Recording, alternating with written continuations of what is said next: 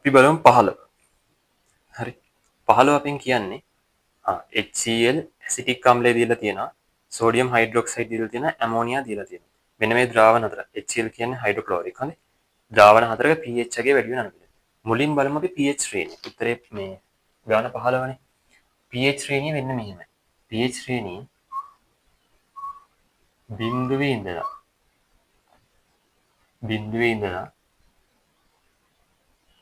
6 වෙනකම් බිඳුවේ ඉඳලා 6 වෙනකම් තියෙනවා කියනවා ආම්ලික ලක්ෂණ පෙන්වනවා කියලා. ආම්ලික ලක්ෂණ. 7 තියෙන එක මොකද්ද කියන්නේ අපි? උදාසීන ලක්ෂණ පෙන්වනවා. මේකනේ pH ශ්‍රේණිය. උදාසීනයි. 8 ඉඳලා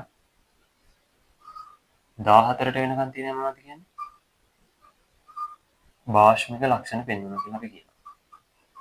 භාෂ්මික ලක්ෂණ පෙන්වනවා. කොහොමද කියන්නේ?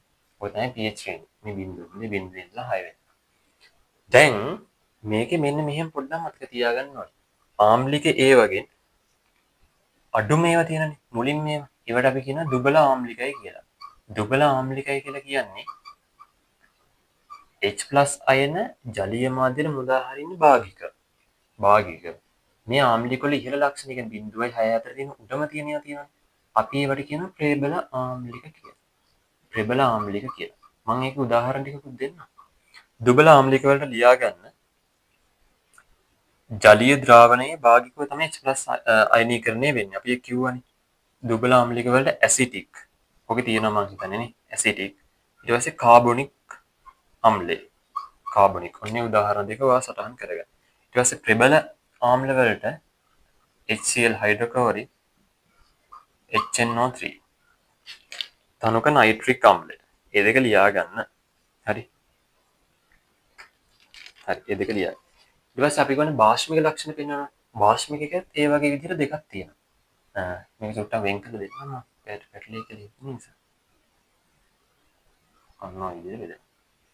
භාෂ්මික එකේ අඩු භාෂ්මික ලක්ෂණ අඩු ඒවාට අපි කියනවා භාෂ්මික ලක්ෂණ අඩු ඒවා තමයි. ඒකට නම් වෙනම නිර්වචනයක් තියෙනවා. ඒ කියන්නේ pH අගය අඩුයිනේ. pH අගය 8 ඉඳන් 14 වෙනකන් භාෂ්මික කියලා කිව්වේ. ඒ වගේත් අඩු මේවට තමයි අපි කියන්නේ දුබල භාෂ්මික කියලා. දුබල භාෂ්මික. වැඩි ඒවාට අපි කියනවා ප්‍රබල භාෂ්මික. ප්‍රබල භාෂ්මික. ඒකේ උදාහරණ ටිකක් මම දෙන්නම්. ඔයාලා ටික මතක තියාගන්න. දුබල භාෂ්මික ඇමෝනියා ද්‍රාවණය.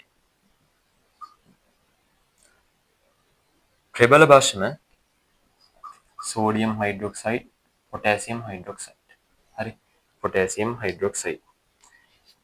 මේවා ජලීය මාධ්‍යයේදී භාගික වශයෙන් තමයි අයනීකරණය ලක්වන්නේ. මේවා ජලීය මාධ්‍යයේදී පූර්ණ වශයෙන් අයනීකරණය ලක්වන ප්‍රබල. ප්‍රබල ආම්ලත් එහෙම. හරිද? ඔන්න ඔය විදිහ තමයි උදාහරණ ටික වෙන්නේ.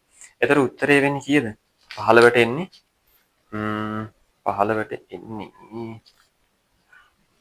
15ට 2නේ.